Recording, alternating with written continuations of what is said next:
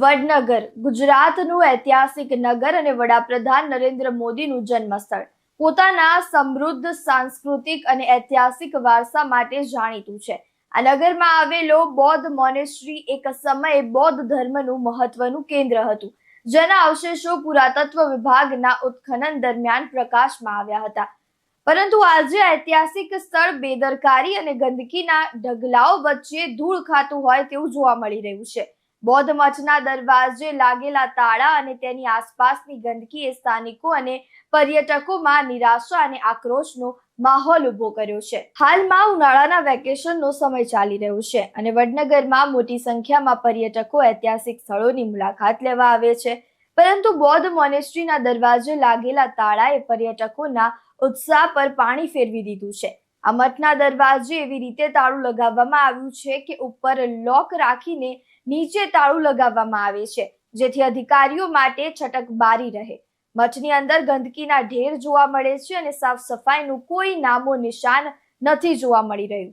આ સ્થળે ન તો કોઈ સિક્યોરિટી ગાર્ડ છે કે ન તો કોઈ સુપરવાઇઝર. પરિણામે પર્યટકો નિરાશ થઈને વિલા મોઢે પરત ફરી રહ્યા છે. બૌદ્ધ મોનેસ્ટ્રીના વિકાસ અને જાળવણી માટે સરકાર દ્વારા લાખો રૂપિયાનો ખર્ચ કરવામાં આવ્યો હતો. 2016માં નરેન્દ્ર મોદીએ વડનગરને પર્યટન સ્થળ તરીકે જાહેર કર્યું હતું અને આ મઠના વિકાસ માટે નોંધપાત્ર રકમ ફાળવવામાં આવી હતી. પરંતુ આજે આ ખર્ચ માથે પડ્યો હોય તેવી સ્થિતિ ઊભી થઈ છે. મઠની દુર્દશા જોતા એવું લાગે છે કે ઐતિહાસિક સ્થળ ભગવાનના ભરોસે છોડી દેવાયું છે. વડનગરને ઐતિહાસિક નગરી અને પર્યટન સ્થળ તરીકે વિકસાવવાના સરકારના પ્રયાસોની ચર્ચા ઘણા સમયથી ચાલી રહી છે. 2022માં ગાંધીનગર ખાતે યોજાયેલી વડનગર ઇન્ટરનેશનલ કોન્ફરન્સમાં આ નગરને વિશ્વ ધરોહરની યાદીમાં સામેલ કરવાની વાત થઈ હતી. પરંતુ આ બધા પ્રયાસો છતાં બૌદ્ધ મઠ જેવા મહત્વના સ્થળોની દુર્દશા વડનગરના વિકાસમાં અડચણો ઊભી કરી રહી છે. વડાપ્રધાન નરેન્દ્ર મોદીના માદરે વતનમાં જ વારસો અત્યારે ધૂળ ખાતો હોય તેવું જોવા મળી રહ્યું છે. શું સ્થાનિક નેતાઓને પણ આ બાબત ધ્યાને નથી કે પછી કોઈ નેતાનું સાંભળવા જ તૈયાર નથી? વડનગરના વિકાસમાં અત્યારે કોણ રોડા નાખી રહ્યું છે?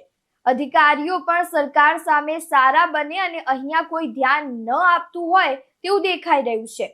હવે આ વારસો કોણ સાચવશે? સ્થાનિક નેતાઓ આ બાબતે ધ્યાન આપશે કે પછી તેને જેમ છે તેમ છોડી દેવામાં આવશે? અધિકારીઓ ફક્ત સરકાર પાસે વહાલા રહેશે કે કોઈ કામ પણ કરશે? જેવા અનેક સવાલો અત્યારે વડનગર નગરમાં ચર્ચાનો વિષય બન્યા છે. રિપોર્ટર વસીમ મંસૂરી સાથે ચક્રવાત ન્યૂઝ, વડનગર.